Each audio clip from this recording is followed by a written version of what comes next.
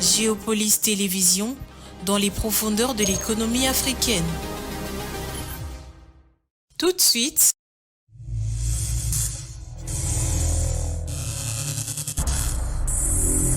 le journal.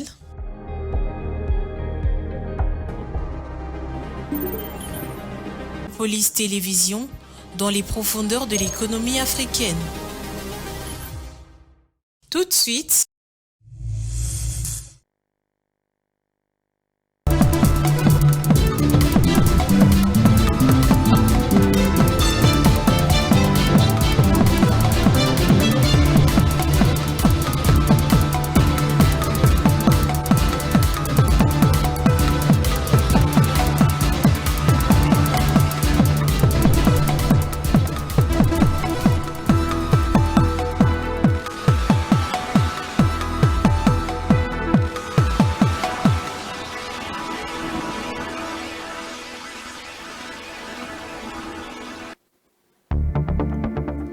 Depuis ce 4 août 2024, d'un cessez-le-feu entre la RDC et le Rwanda, et c'est la suite à la deuxième réunion ministérielle entre le chef de la diplomatie de ces deux pays tenue sous la médiation du président angolais Joao Lourenço. Et puis Olive Lembe Kabila a exprimé sa consternation dans une vidéo virale après une attaque qu'elle croit préméditée par des membres de la Ligue de jeunes du parti présidentiel, mettant en danger sa famille. Toutefois, plusieurs sources affirment que l'incident résulte en réalité des chauffourées liées à un conflit immobilier voisin. Madame, Messieurs, bonsoir, bienvenue dans ce journal. La République démocratique du Congo s'apprête à commémorer la journée du Génocide prévue le 2 août 2024. Ces assises seront organisées à Kisangani en présence de la première ministre Judith Suminwa suite à l'absence du chef de l'État Félix Tshisekedi en séjour en Belgique pour des raisons de santé, selon le communiqué de son cabinet de suite d'une hernie discale. Puis la deuxième réunion ministérielle entre le chef de la diplomatie de la RDC et le Rwanda tenue ce mardi 30 juillet 2024 en Angola a marqué la reprise du processus diplomatique de Luanda sous la médiation du président angolais Joao Lourenço dans la crise entre les deux pays. Cette rencontre a donné lieu à un cessez-le-feu convenu entre parties et doit voir ses débuts de ce 4 août 2024 à printemps de la présidence angolaise. Ce processus diplomatie de Luanda a déjà pondu une feuille de route convenue entre chefs d'État de la région, mais rien n'a été appliqué, suivant ces récits de Fiston Oleko. Selon la présidence angolaise qui a donné cette information en premier, ce cessez-le-feu décrété ce mardi sera supervisé par un mécanisme de vérification ad hoc renforcé. Ce principe est adopté quelques jours avant la fin de la trêve humanitaire prolongée des États-Unis d'Amérique pour permettre aux populations dans les zones où sévissent les hostilités d'avoir accès à l'assistance. À Luanda, c'est la ministre d'État chargée des Affaires étrangères, Thérèse Kaikwamba Wagner, qui a conduit l'équipe de représentants de la RDC. Le matin, avant la rencontre entre les délégations RD congolaises et rwandaises, ces dernières ont été reçues par le président Joao Lourenço, a annoncé la présidence de l'Angola. Avec la résurgence du M23 soutenu par le Rwanda et l'Ouganda en 2021, sémant l'insécurité dans la partie orientale de la RDC, les autorités congolaises, sous la férule du président Tshisekedi, ont engagé le pays dans les processus de Luanda, selon la recommandation de l'Union africaine, et le processus de Nairobi, dans le cadre de la communauté des États d'Afrique de l'Est. À ce jour, pour Kinshasa, le processus de Luanda est le seul cadre de discussion avec Kigali pour la question de la pacification de la partie est du Congo. Pendant ce temps, le processus de Nairobi est presque inopérant depuis un certain moment.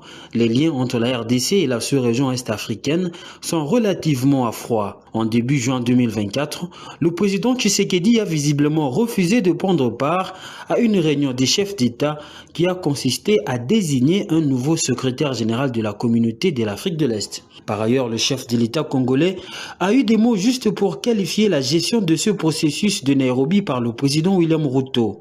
Dans une discussion organisée en visioconférence par l'Initiative de sécurité en Afrique et l'Initiative de croissance en Afrique de Brookings le 24 juillet, Félix Tshisekedi a indiqué que son homologue Ruto a pris fait et cause pour le Rwanda. Cependant, en ce qui concerne le processus de Luanda repris, une feuille de route a été adoptée en 2022 par les chefs d'État de la RDC et du Rwanda, en présence notamment du président ougandais.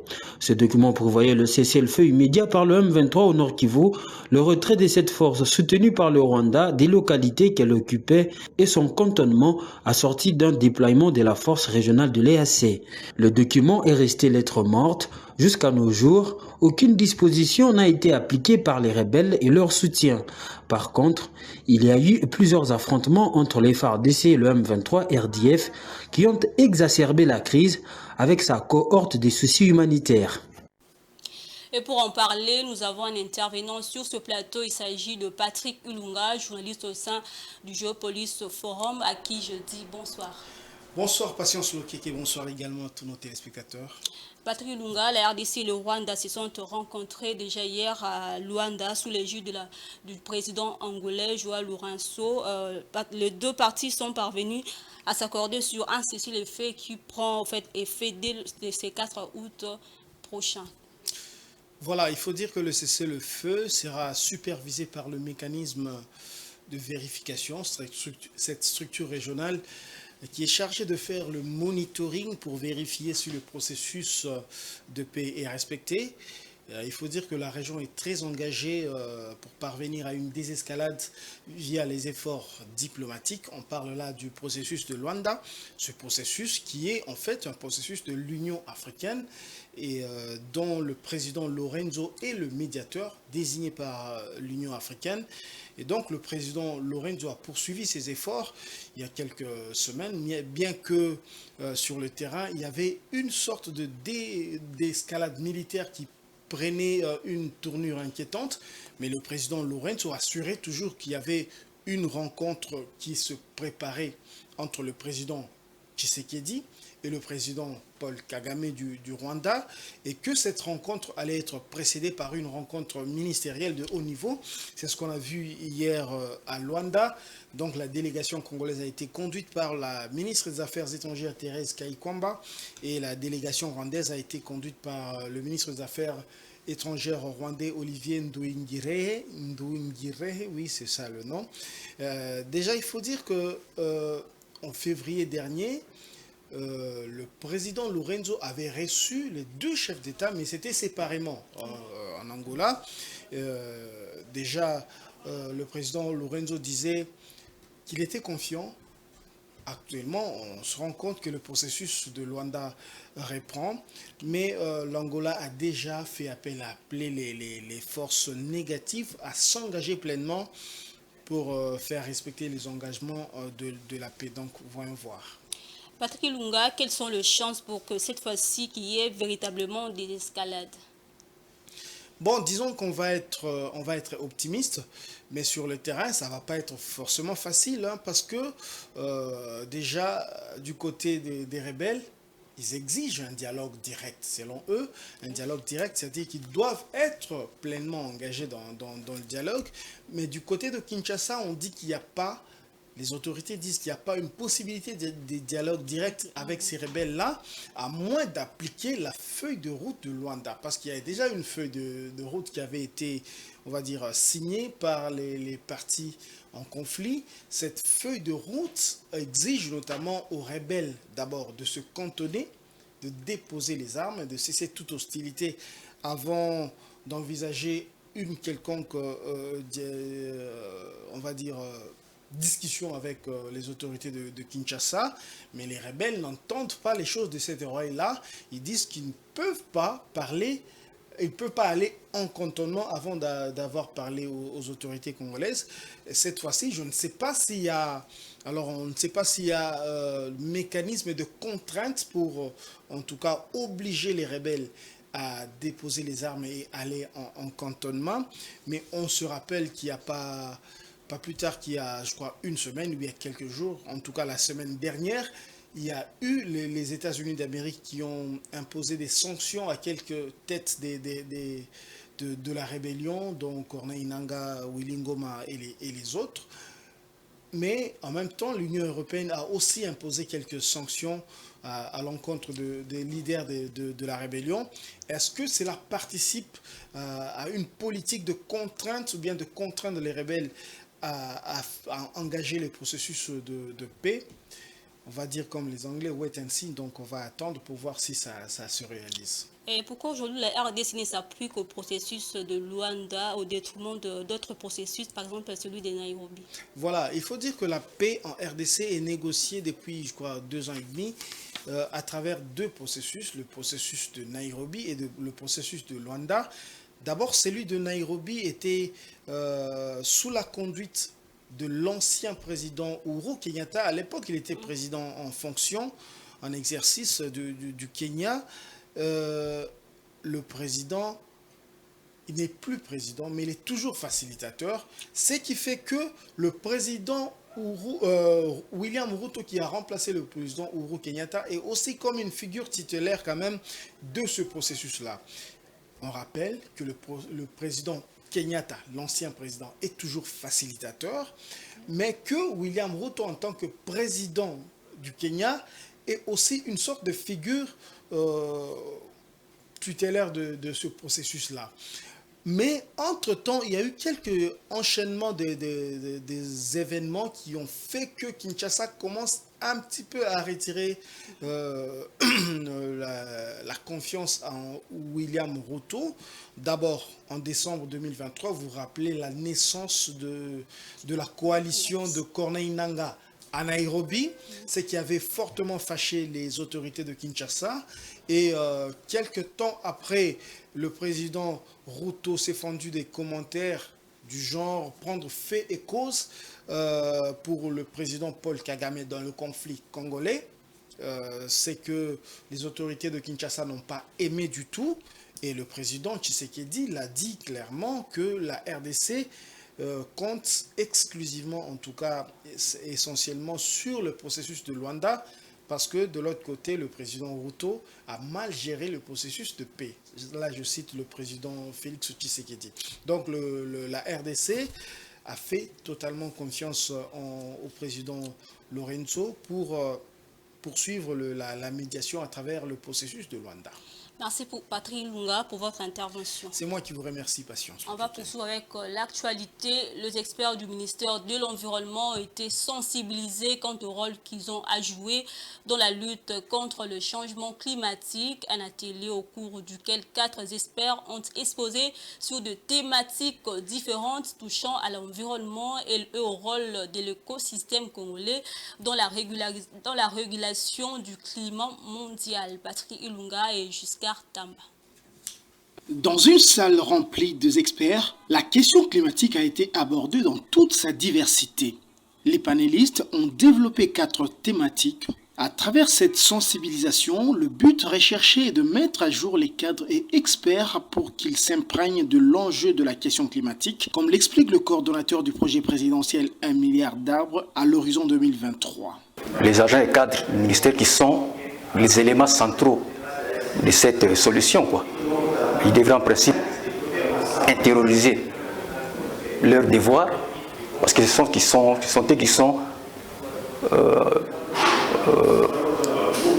en train de gérer les forêts. Ces forêts qui répondent aux engagements climatiques pris par le gouvernement. Donc on devrait les sensibiliser pour qu'ils prennent conscience de leurs devoirs, qu'ils intériorisent les textes légaux qui régissent leurs attributions pour qu'ils puissent mieux produire ce qui leur est demandé. Après la sensibilisation, une évaluation a été prévue pour examiner le degré de compréhension de la problématique planétaire que le changement climatique avant d'aller à d'autres étapes. Il y aura une suite. Donc la suite, c'est nous allons commencer à sensibiliser les agents. C'est un début, mais l'objectif est que ça se fasse dans toutes les provinces, pour que tous les agents du ministère de l'Environnement saisissent, comprennent leur rôle pour qu'ils puissent rendre un bon service à la nation. La RDC, c'est un pays solution. Et la solution, en partie, elle est sur le plan environnemental. Parce que nous avons plus de 70% des forêts. Et ce sont ces forêts qui contribuent en fait, à solutionner les problèmes mondiaux sur le plan climatique. Avec plus de 150 millions d'hectares de forêt, la RDC entend se positionner comme un véritable poumon d'une planète en proie à un réchauffement exponentiel. Autre chose, l'ancienne première dame Olive Lembe Kabila a exprimé sa consternation dans une vidéo virale après une attaque présumée contre sa résidence à Gombe qu'elle considère comme préméditée par de membres de la Ligue des jeunes du parti présidentiel.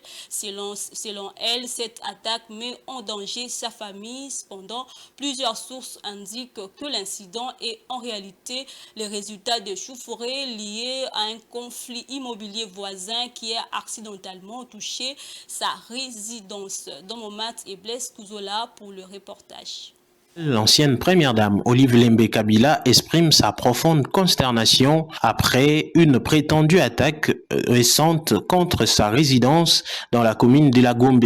Les assaillants non identifiés mais soupçonnés d'appartenir selon son entourage à la Ligue de jeunes du parti présidentiel Force du Progrès, Olive Kabila a fait appel à la justice divine, exprimant sa préoccupation pour la sécurité de sa famille. Que mon Dieu s'occupe de ceux qui veulent du mal à mon mari, à sa famille et au peuple congolais, a-t-elle déclaré, dénonçant le mal de menaces qui entoure sa famille.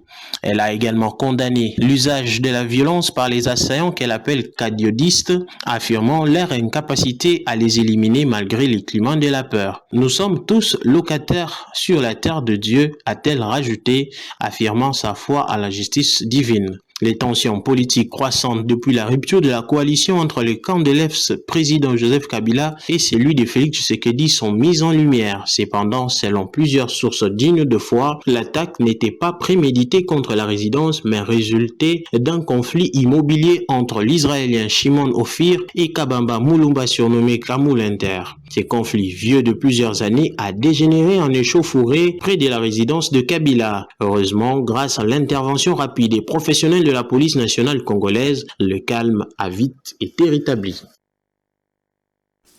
Cela fait déjà plusieurs mois que le gouverneur de la ville de Kinshasa, Daniel Bumba, a été élu puis investi par le président. Pourtant, Daniel Bumba peine à mettre en place son gouvernement. Quelles en sont les raisons? Réponse possible dans cet élément des Domomat rendu par Blaise Kouzola.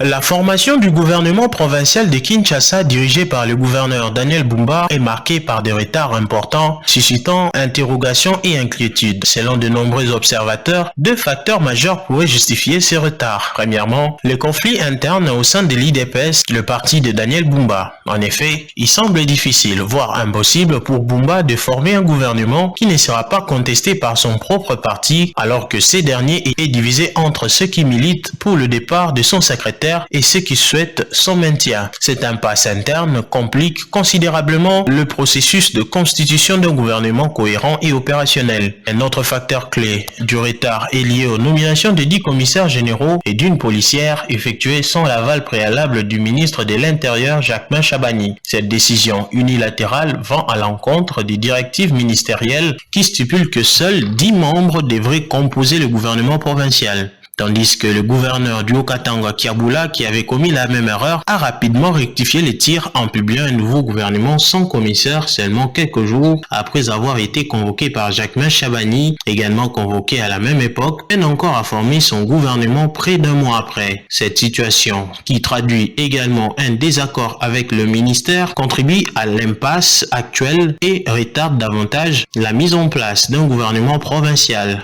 Pour ces détracteurs, le retard pris dans la formation du gouvernement provincial reflète simplement la difficulté pour le nouveau gouverneur de satisfaire les exigences de sa famille politique et de leurs partenaires. En attendant la formation du nouveau gouvernement, les Kinois continuent de faire face à de nombreux problèmes, notamment les manques d'infrastructures de base adéquates dans une ville devenue particulièrement insalubre.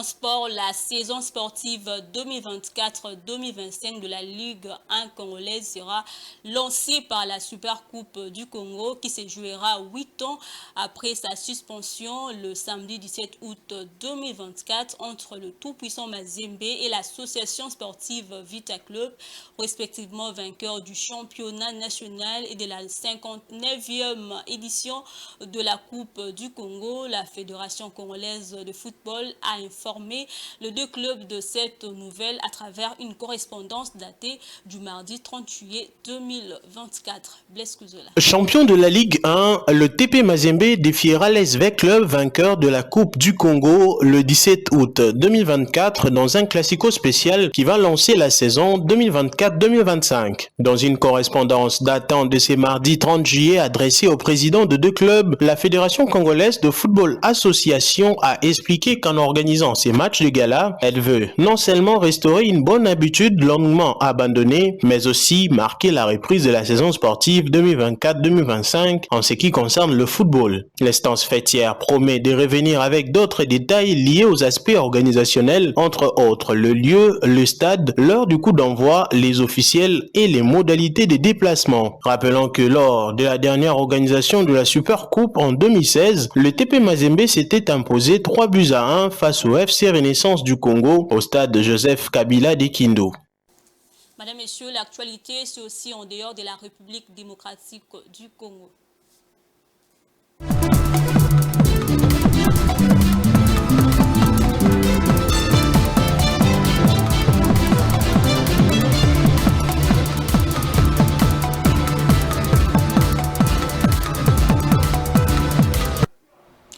La Banque mondiale a approuvé un financement de 1,5 milliard de dollars pour soutenir le programme de réforme économique de l'Éthiopie, alors que le pays d'Afrique de l'Est tente de faire avancer les restructurations de sa dette qui dure depuis longtemps. Maryse Boleli. La Banque mondiale accordera une subvention de plus d'1 milliard de dollars sous la forme d'une ligne de crédit à faible taux d'intérêt dans le cadre de la première facilité de soutien budgétaire direct accordée au deuxième pays le plus peuplé d'Afrique. L'opération vise à soutenir le gouvernement éthiopien à un moment critique dans ses efforts pour accélérer la réduction de la pauvreté et passer à une croissance plus inclusive, durable et tirée par le secteur privé, a déclaré la Banque mondiale. L'institution financière prévoit de fournir environ 6 milliards de dollars au cours de 3 prochaines années fiscales et de soutenir les réformes économiques par le biais d'un soutien budgétaire à décaissement rapide. Ces financements font partie d'un ensemble de mesures de 10,7 milliards de dollars prises par le Fonds monétaire international, la Banque mondiale et d'autres créanciers, selon de responsables éthiopiens. Le conseil d'administration du FMI a déjà approuvé un programme de prêt sur 4 ans d'une valeur d'environ 3,4 milliards de dollars pour soutenir les réformes, dont environ 1 milliard de dollars sera immédiatement décaissé.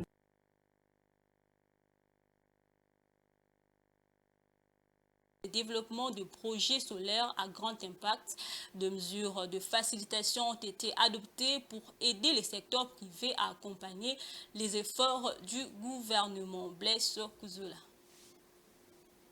Au Ghana, Helios Solar Company, une filiale de LMI Holding, a lancé la construction d'une installation solaire sur toiture de 17 millions de dollars dans la zone franche industrielle de Tema dans la périphérie de la capitale Accra. L'installation, qui aura une capacité de production de 16,8 MW, sera la plus importante de ce type en Afrique et aidera à réduire les émissions de carbone de plus de 10 000 tonnes par an sur le site industriel, a indiqué le ministre d'État chargé de l'énergie Herbert Krapa, selon des propos rapportés par Ghana Web. Il a ajouté qu'elle s'inscrit dans les efforts du gouvernement visant à installer 3000 MW de projets solaires d'ici à 2030. D'ailleurs, dans cette ambition, Accra prévoit la participation du secteur privé pour atteindre 10% d'énergie renouvelable d'ici cette échéance. Jusqu'à fin 2022, le pays avait une capacité installée d'énergie solaire équivalente à 112 MW.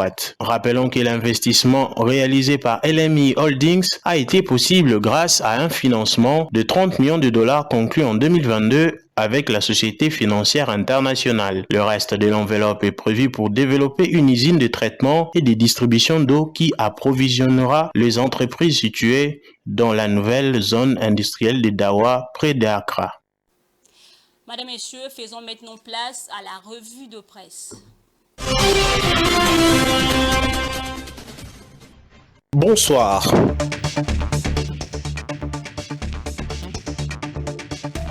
Ouvrons cette revue de presse avec un focus sur la prospérité qui revient dans ses colonnes sur les actions américaines contre l'AFC, ou plutôt intitulé le paradoxe des sanctions américaines. Les analyses des meilleurs spécialistes du conflit dans la région du Grand Lac s'accordent sur deux vérités de base. La première est que toutes ces rébellions telles que les M23, l'AFC, les Twiraeno, etc.